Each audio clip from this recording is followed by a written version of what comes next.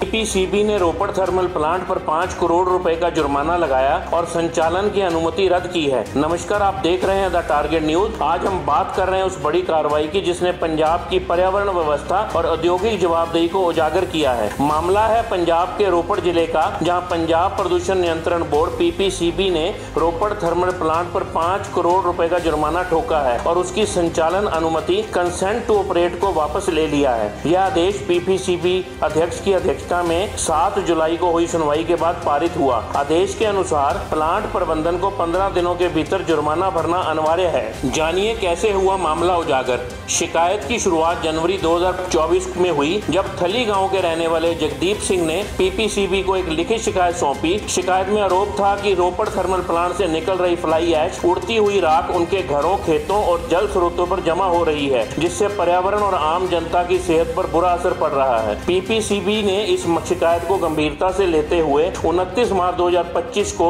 एक जांच टीम भेजी। टीम की रिपोर्ट ने रोपड़ थर्मल प्लांट की पोल खोलकर रख दी। जांच में क्या क्या गड़बड़ियां सामने आई वह भी जाने।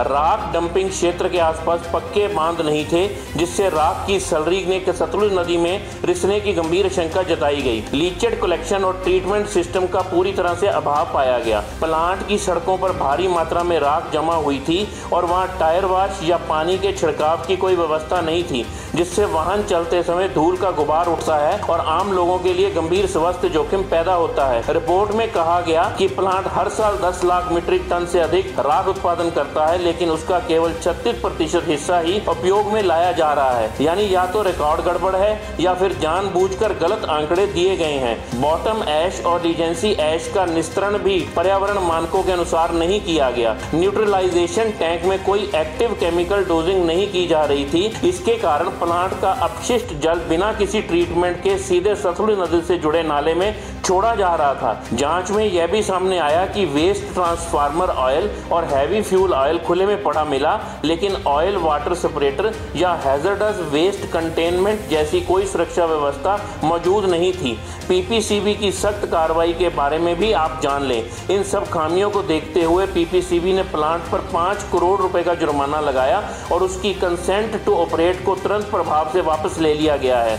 अब जब तक यह आदेश स्थगित नहीं होता, प्लांट ताजा कोयले की आपूर्ति नहीं ले सकता, यानी उत्पादन ठप हो सकता है। इस मामले में क्या बोले प्लांट के चीफ इंजीनियर, वह भी जाने। प्लांट के मुख्य अभियंता हरीश कुमार शर्मा ने बताया है, हम अधिकतर पर्यावरण मानकों का पालन कर रहे हैं। कुछ बिंदु ऐसे हैं जो व्यवहारिक रूप से पालन करना संभव नहीं था। हम पीपीसीबी के आदेश के खिलाफ शीघ्र ही अपील करेंगे। उन्होंने यह भी कहा वह नियमानुसार कार्रवाई कर रहे हैं और पुनः अनुमति बहाल कराने की प्रक्रिया जल्द शुरू करेंगे। क्या है consent to operate? Consent to operate यानी संचालन की अनुमति। यह किसी भी औद्योगिक इकाई के लिए अनिवार्य होती है और इसे तभी दिया जाता है जब वह संस्था पर्यावरणीय मानकों का पालन कर रही हो। अब जब यह अनुमति रद्द कर दी गई है तो रोपड़ थर्मल प्लांट तब तक नया कोयला नहीं मंगा सकता जब तक कानूनी राहत नहीं मिल जाती। आपको बताते हैं इसका व्यापक असर। यह कार्रवाई केवल एक प्लांट तक सीमित नहीं, बल्कि यह पूरे राज्य के लिए संदेश है कि अब पर्यावरण के साथ समझौता नहीं चलेगा। पंजाब जैसे कृषि प्रधान राज्य में अगर सतलुज जैसी प्रमुख नदी प्रदूषित होती है तो इसका सीधा असर पीने के पानी, सिंचाई और स्वास्थ्य पर पड़ेगा। राख से निकलने वाली छोटी छोटी कणिकाएं लोगों की सांसों में जाकर फेफड़ों को नुकसान पहुंचाती है, खासकर बच्चों और बुजुर्गों को। इस कार्रवाई के बाद पीपीसीबी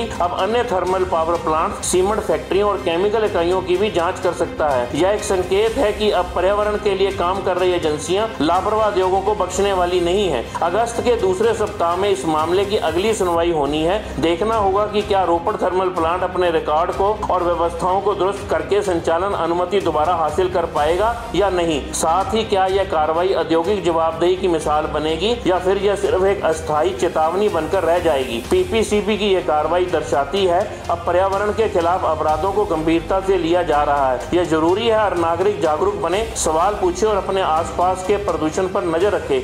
अगर आपको यह रिपोर्ट उपयोगी लगी हो तो इसे जरूर लाइक करें, शेयर करें, ताकि और लोग भी पर्यावरण संरक्षण के प्रति जागरूक हो सकें। द टारगेट न्यूज के लिए मैं राजवीर दीक्षित फिर मिलूंगा अगली रिपोर्ट के साथ। तब तक जुड़े रहिए, सोचिए और जागरूक बनिए।